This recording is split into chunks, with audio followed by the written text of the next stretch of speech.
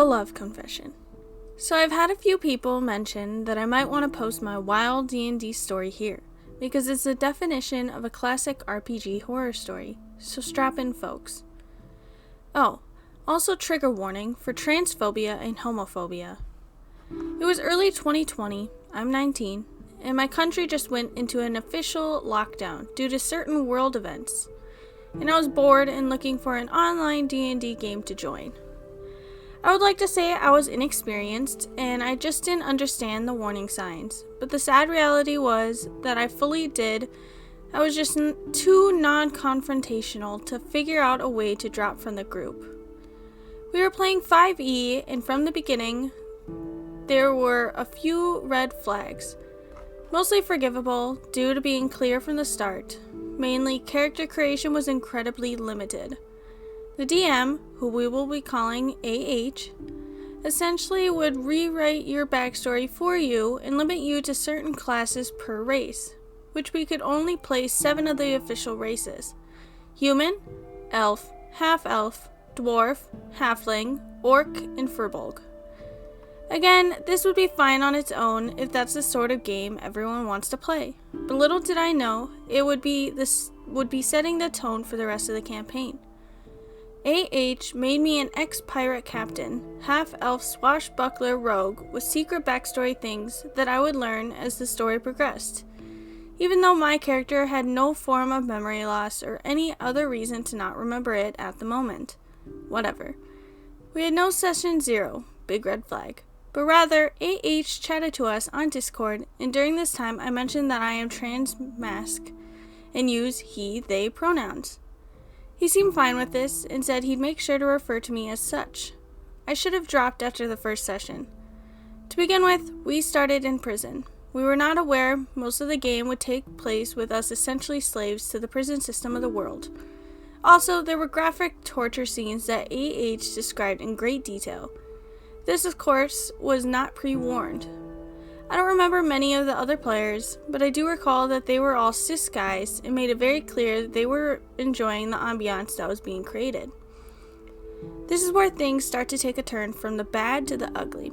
AH refused to use my pronouns, and everyone else in the group followed his lead.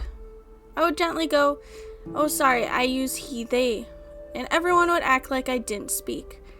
They also turned my very cis masculine character into a girl no matter what I did. Now this is horrifying enough, but isn't where our story ends, folks, because around session 2 a new development started to occur. Now I admit I'm not great at picking up nuance, and I only started to realize what was happening in retrospect. But AH essentially made my dear rogue into the main character from session 2 onwards. At the time, I thought he was focusing on me just because I was putting the most effort into roleplay. That wasn't graphic torture scenes. And had figured out the plan that we would use over the next few sessions in order to escape. I, seeing how this was going, started trying to center interactions on others by doing the classic, "Oh, this is my idea, but Druid, what do you think?" and so on. This didn't seem to work, as AH would always turn the story back to a forcibly feminized version of me. Even when I would just be silent, he'd find ways to force me to roleplay with him. Session 3 arrives, and AH private messages me that he wants to put a system of check-ins in place and have 30-minute voice chats every week so that he can give me a secret world lore my character would know, and see how I feel about the plot of the game. Now, this is fully on me, and I only realized after everything went down how fishy this all was. A, he didn't mention this on the group, and no one else ever seemed to mention one-on-one conversations. B, my character always seemed to know more than everyone else in the group, which really didn't help with the forced main character situation that was happening. C, AH hated criticism, and if you brought up anything he did badly, he'd lose it and just leave the conversation. D, it had to be in half an hour just in case he forgot to mention something if it takes it too quick. I was so naive. Sessions drag on. I get overpowered magical items while others have +1 swords. I counter this by giving items to other characters.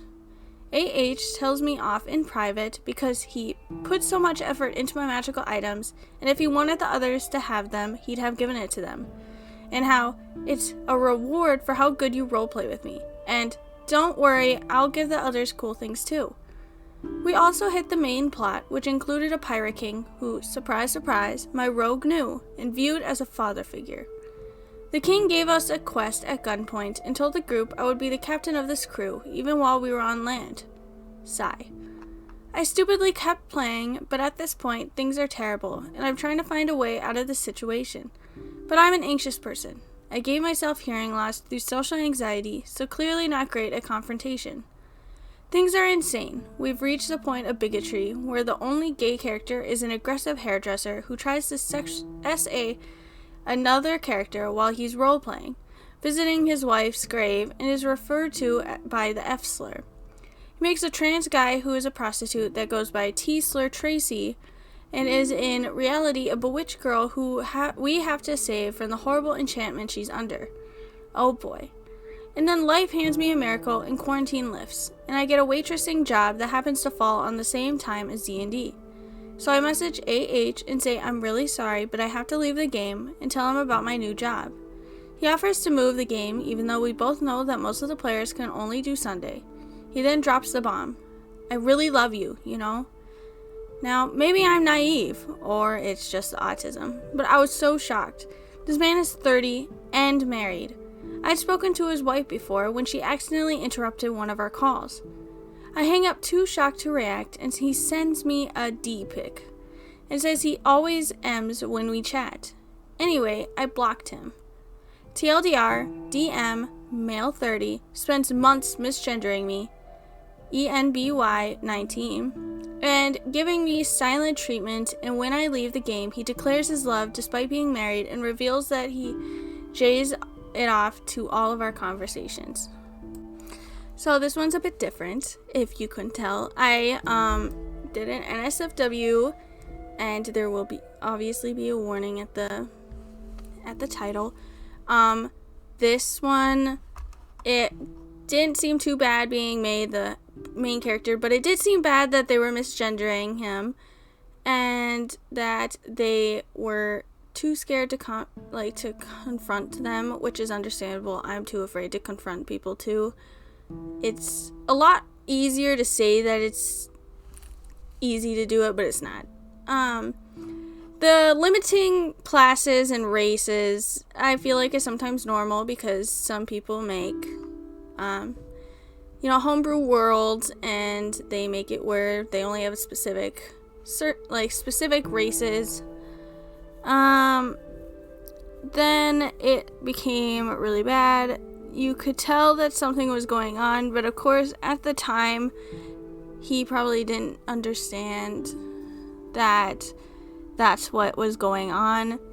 And I feel bad for them, and I'm happy that they're out of there, and that guy needs, the DM needs a little kick in the ass, because he is married and is doing some naughty bad things.